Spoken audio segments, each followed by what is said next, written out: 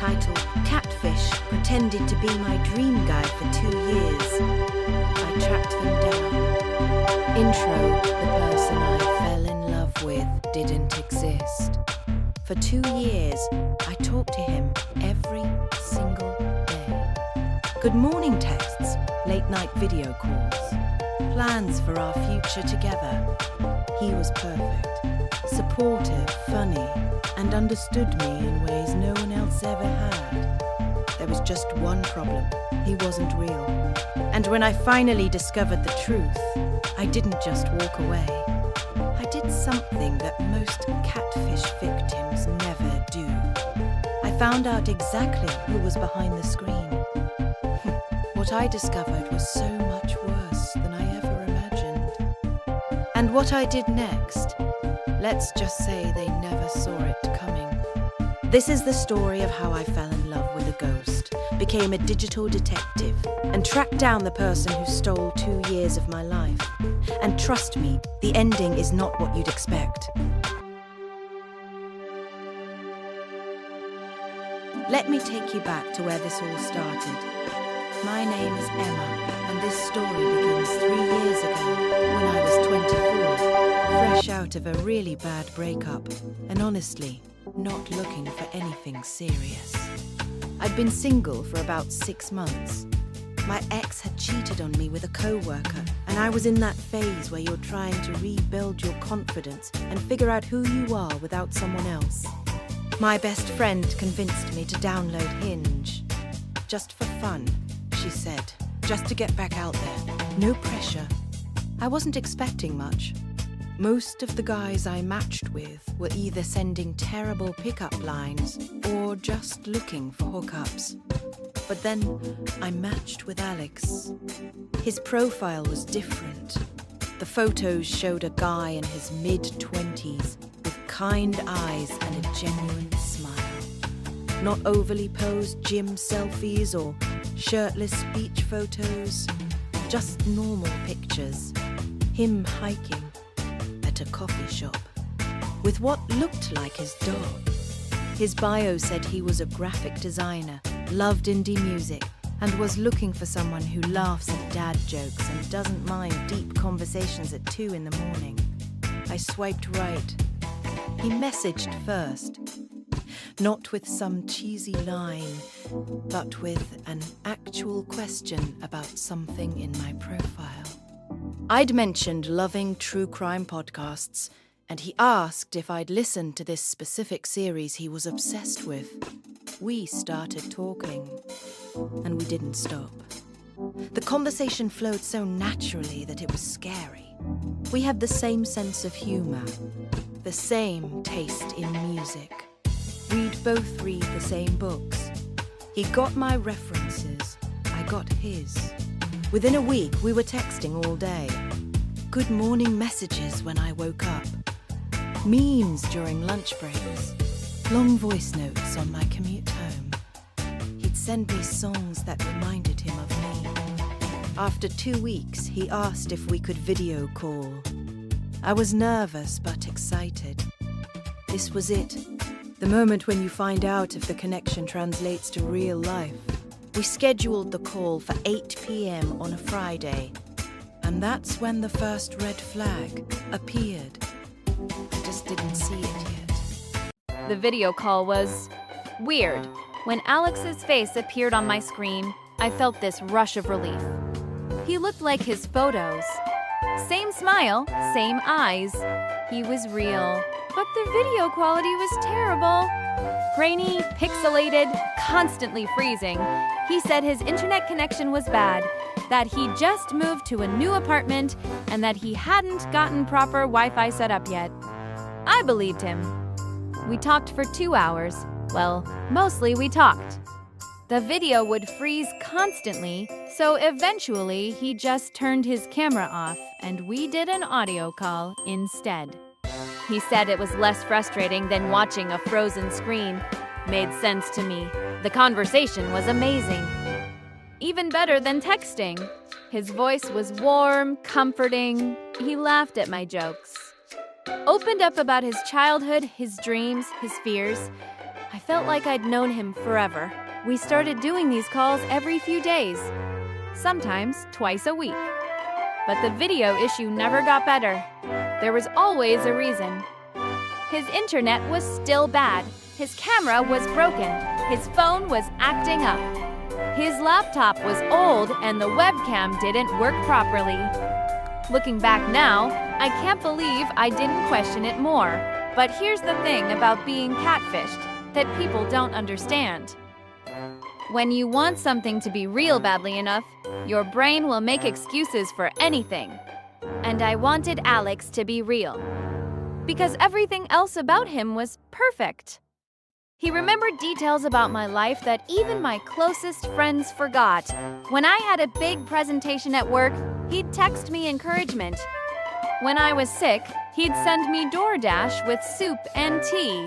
He'd send me voice notes throughout the day. I'd hear him laugh, hear the emotion in his voice when he talked about things he cared about.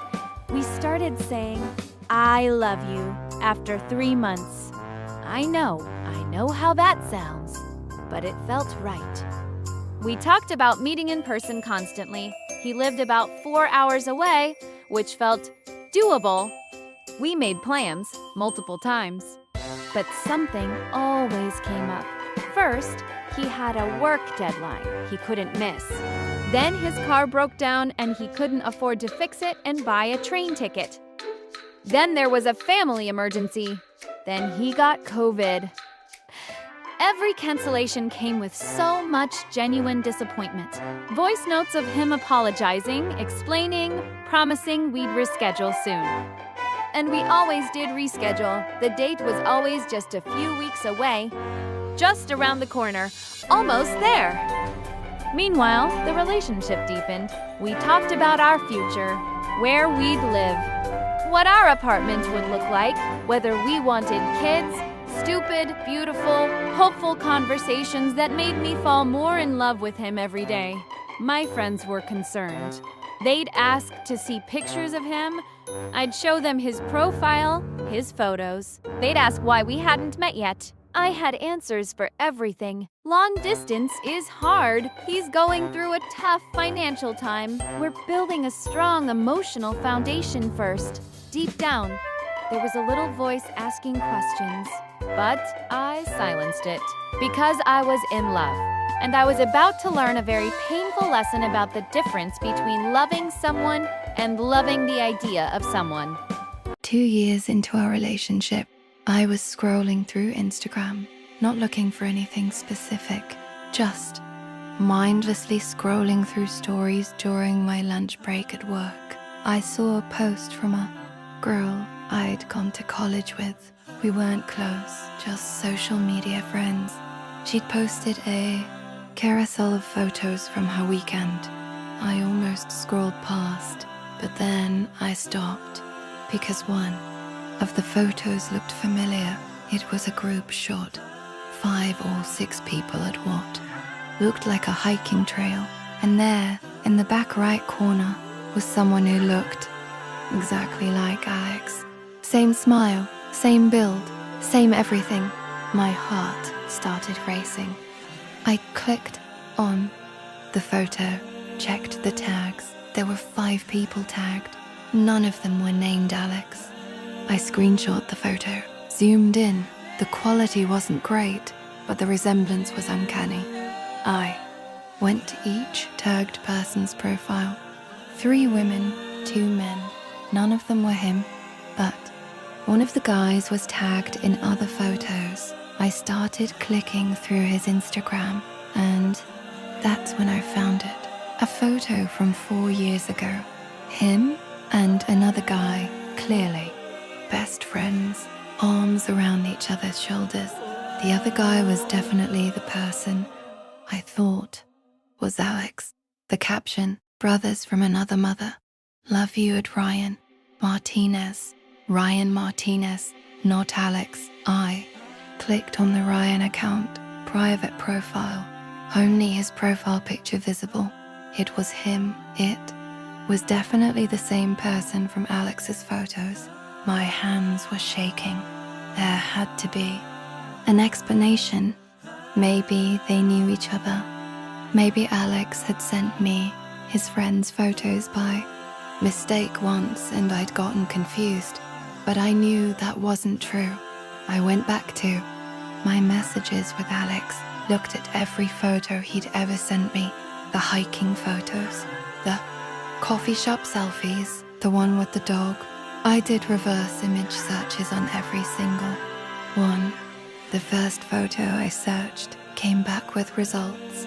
It was from an Instagram account, Ryan's public Instagram from before he'd made it private. The second photo, same thing. Ryan's Instagram, the coffee shop photo, Ryan's Instagram, every single photo Alex had ever sent me was stolen from Ryan Martinez's social media. I felt like I was going to throw up. 2 years, 730 days, thousands of messages, hundreds of hours of phone calls. All of it was based on a lie. But here's what really broke me. It wasn't just that Alex had used someone else's photos. It was that I'd fallen in love with a person who didn't exist. The voice on the phone, that was real. The conversations, real. The connection, that felt real. But Alex wasn't real, and I needed to know who had been on the other end of those calls. Most people would have confronted the catfish immediately, sent an angry message and blocked them. I didn't. Because I realized something important. If I confronted Alex directly, they'd just disappear, delete the account, block me, and vanish into the internet. I'd never get answers, never know who they really were, never understand why someone would do this to me. So I became a detective. First, I needed to find the real Ryan Martinez. I created a new Instagram account. Generic name, basic profile, followed a bunch of random people to make it look legitimate. Then I sent Ryan a follow request. He accepted within an hour. I spent the next week studying his life through his posts. He lived in Seattle, was a software engineer, had a girlfriend, loved hiking, and his golden retriever, Moose. He seemed like a genuinely nice person who had no idea his photos had been stolen to catfish someone for 2 years. I thought about messaging him but decided against it. He was a victim in this too, even if he didn't know it. I didn't want to drag him into my mess unless I had to. Instead, I focused on Alex's account. I went through every single detail with fresh eyes, looking for clues about who was really behind it. The phone number was a Google Voice number, dead end. The email address was generic, also a dead end. But then I noticed something in our early conversations. In one of the first voice notes Alex ever sent me, I could hear background noise. It sounded like a TV show or movie playing. I could make out a few words. I spent hours trying to figure out what show it was. Finally found it, a specific episode of Parks and Recreation. That didn't tell me much, but it was something. I went through more voice notes, looking for any background details. In one from about 6 months in, I heard a very specific sound. A train announcement. I could barely make out the words, but I heard approaching platform 2. I recognized that announcement. It was from the subway system in my city. The same city I lived in. Alex had told me he lived 4 hours away. That was a lie. Whoever was catfishing me lived in the same city. Maybe they'd even passed me on the street. The thought made my skin crawl. I kept digging. I looked at the timestamp of every message, every call, started noticing patterns. Alex never called me during specific hours. Never between 9 a.m. and 5 p.m. on weekdays, almost like they had a regular office job. On weekends, the availability was random. Sometimes all day, sometimes not at all. I cross-referenced the times with things Alex had told me about his life. His graphic designer job, the projects he was working on, none of it matched up with the actual availability patterns. Then I did something slightly crazy. I called the number at a random time, 2:30 on a Tuesday afternoon, a time when Alex usually said he was in meetings. It went straight to voicemail. I waited 15 minutes. Called again. This time someone picked up. Hello? It was Alex's voice, but he sounded different, hurried, almost annoyed. Hey, it's me, I said casually. Just wanted to say hi. Oh, hey babe. I'm actually super busy right now. Can I call you back tonight? In the background? I heard it. Clear as day. A PA system announcement. Customer assistance needed in aisle 7. Alex was at a store, a retail store, not at a graphic design office. I said it was fine and hung up. I'd caught them in another lie, but I still didn't know who they were. That's when I decided to do something risky. I was going to force a meeting. I'd been planning to visit my sister in Portland for months. At least, that's what I told Alex. The truth? My sister didn't live in Portland. I didn't even have a sister. But I needed an excuse, a reason I'd be passing through Alex's supposed city. I told him I'd have a 6-hour layover. We could finally meet. The response took longer than usual, 3 hours before I got a text back. I want to so bad. But I actually have a huge work thing that day. I can't get out of it. Of course, I pushed back, said I could change my flight. Asked what day worked better. More delays, more excuses. Finally, I played my card. You know what? Forget it. I don't think you actually want to meet me. I think you've been stringing me along this whole time. I waited. 10 minutes later, my phone rang. Emma, please don't say that. Alex's voice was desperate. I love you. I want to meet you more than anything. Then prove it, I said. I'm coming to your city next weekend. Saturday at 2 p.m. I'll be at the coffee shop on Main Street, the one you always post about. There was no coffee shop on Main Street in the city Alex supposedly lived in. I checked. I'll be there, Alex said quietly. We hung up. I wasn't actually going to that city, because I knew Alex wouldn't be there either. Instead, I did something different. I posted on my Instagram story, coffee date in the city temperature, Saturday vibes. I used a photo from a local coffee shop in my city. Within 20 minutes, I got a text from Alex. Hey babe, thought you were coming to see me this weekend? Changed my plans last minute, I typed back. Decided to explore locally instead. Want to FaceTime later? Can't tonight. Super tired. Tomorrow? Always tomorrow. That Saturday, I went to that coffee shop, sat in the corner with a clear view of the door. I posted another story. Same coffee shop, best latte in town. Then I waited. 3 hours. Nothing unusual, just regular customers coming and going. I was about to give up when someone walked in.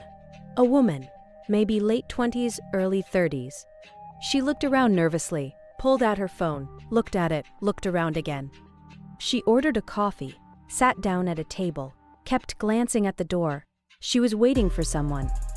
I pulled up Alex's profile on my phone, sent a message. Hey, you awake? I watched the woman's phone light up. She looked at it, started typing. My phone buzzed.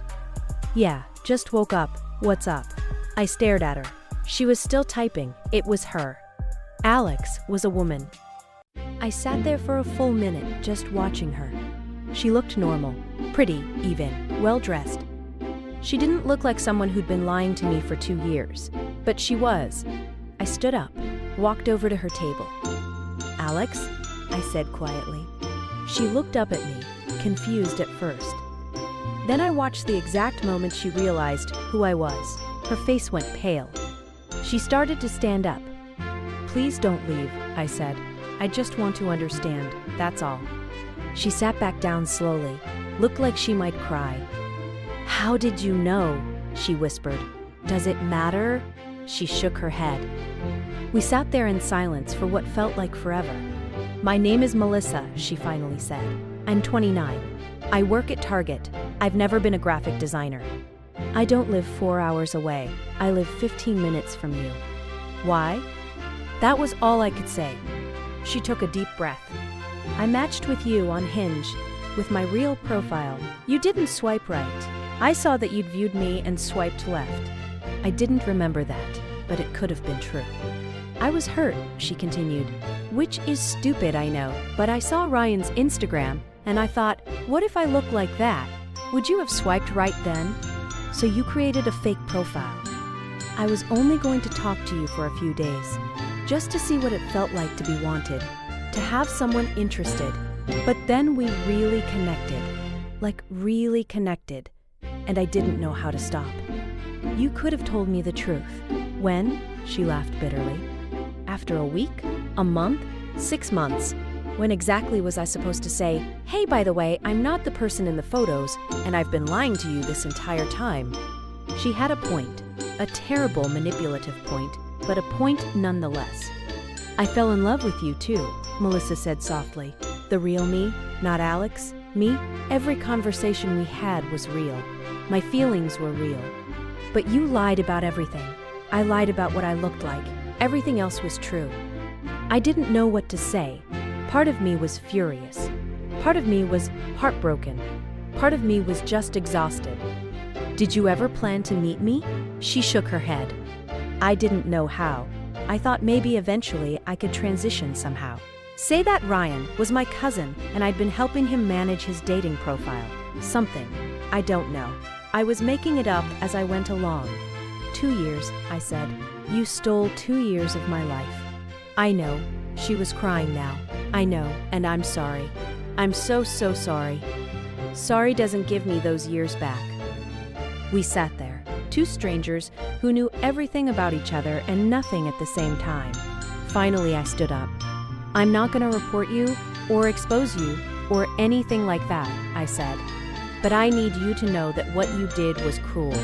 You made me fall in love with someone who doesn't exist, and that's something I'm going to have to live with. I know, she whispered. I walked away, left the coffee shop, blocked the number, deleted the messages, tried to delete the memories. But here's the thing about being catfished. The person might not be real, but the feelings were. That was 8 months ago. I won't lie and say I'm completely over it. Some days are harder than others. I'll hear a song that Alex sent me, or I'll think about a conversation we had, and it hurts all over again. I went to therapy. Actually, I'm still in therapy. Turns out being catfished does a number on your ability to trust people. Who knew? My therapist helped me understand something important. I wasn't in love with a person. I was in love with a connection, a feeling, an idea of what love could be. And that connection was real, even if Alex wasn't. Melissa was telling the truth about one thing. The conversations were real. The emotional intimacy was real. The support, the laughter, the late-night talks.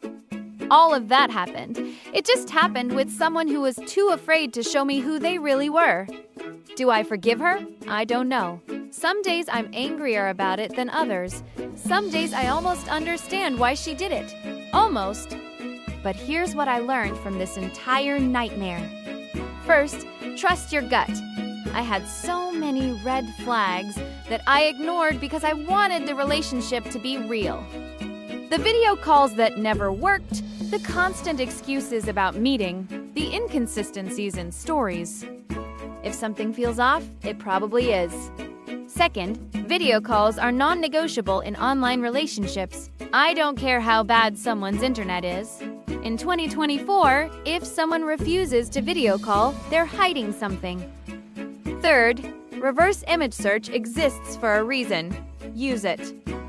I could have saved myself 2 years if I just reverse searched his photos in the first month. And finally, the most important lesson. You can't love someone you've never met. You can love the idea of them. You can love the way they make you feel. But until you've sat across from someone in real life, seen their mannerisms, experienced their presence, you don't really know them. As for my love life now, I'm taking a break, focusing on myself, rebuilding my ability to trust. Eventually, I'll try again. Maybe online, maybe not. But next time, I'll be smarter, more cautious, more aware, and I'll never, ever ignore that. Red flags. Again. If you're in an online relationship right now and something feels off, please listen to that feeling. I'm not saying everyone online is a catfish. I have friends who met their spouses on dating apps, and they're genuinely happy. But you deserve to know who you're talking to. You deserve honesty. You deserve someone proud to show you their real face. And if you've been catfished before, I want you to know something. It's not your fault. You're not stupid for falling for it. You're not naive for believing someone.